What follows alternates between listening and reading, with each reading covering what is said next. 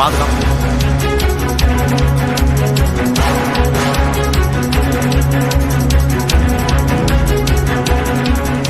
வேங்கை வயல் சம்பவம் நடைபெற்று 3 ஆண்டுகளுக்கு பிறகு தற்போது அந்த சம்பவத்தில் ஈடுபட்டது 2 பேர் என்று தமிழ்நாடு அரசு தெரிவித்திருக்கிறது. அந்த 2 பேர் தொடர்பாக தற்போது தமிழ்நாடு அரசு முழுமையான தகவலை வெளியிட்டிருக்கிறதா என்ற விவரங்களை நம்முடைய செய்தியாளர் மதன் இந்த வழக்குடைய பின்னணி என்ன, தமிழ்நாடு அரசு என்ன சொல்லியிருக்கு?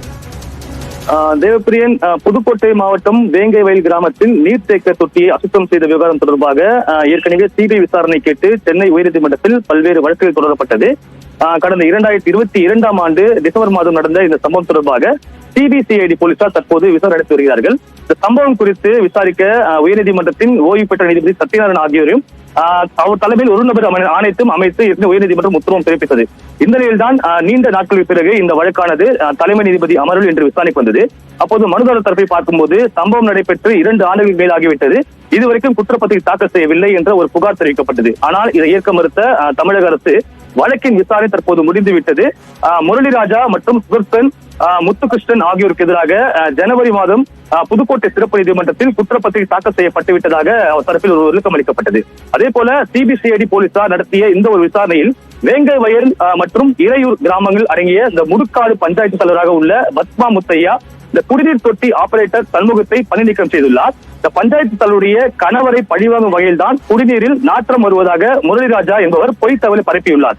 அதன் பின்னர் குடிநீர் தொட்டி மீது ஏறிய முத்துகிருஷ்ணன் மற்றும் சுதர்சன் ஆகியோர் இந்த ஒரு குற்றத்தில் ஈடுபட்டதாக அந்த ஒரு விவகாரத்தை இன்று தமிழக தரப்பில் ஒரு அறிக்கையை தாக்கல் செய்தார். இதையடுத்து இந்த அறிக்கையை வெறும் அறிக்கையாக மட்டுமில்லாமல் ஒரு பிரமாண மனுவாக தாக்கல் செய்ய வேண்டும் என்று தற்போது தமிழக அரசுக்கு உத்தரவிட்ட சென்னை உயர்நீதிமன்றம் இந்த வழக்கின் விசாரணையை மீண்டும் இன்றைய தினம் பிற்பகல் 2:15 மணிக்கு தள்ளி வைத்துள்ளார்கள். தேவப்பிரியன்,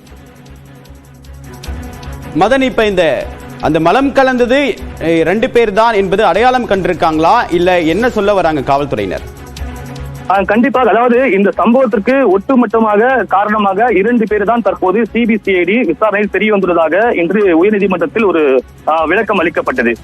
குறிப்பாக அந்த சம்பவத்தை பார்க்கும்போது அந்த வேங்கை வயலில் உள்ள அந்த 2 கிராமங்கள் அடங்கிய பஞ்சாயத்து, அதாவது முடுக்காடு பஞ்சாயத்து, வேங்கை வயல் மற்றும் இறையூர் கிராமங்களுடைய அந்த முடுக்காடு பஞ்சாயத்து தலைவராக தான் அந்த பத்மா முத்தையா அவர் இருந்துள்ளார். அந்த குடிநீர் தொட்டி ஆபரேட்டராக சண்முகத்தை பணியாற்றி வந்துள்ளார். ஆனால் இருவருக்கும் இடையே பிரச்சனை ஏற்பட்டுள்ளது. எனவே அந்த பஞ்சாயத்து தலைவராக விரிவான தகவலுக்கு நன்றி மதன்.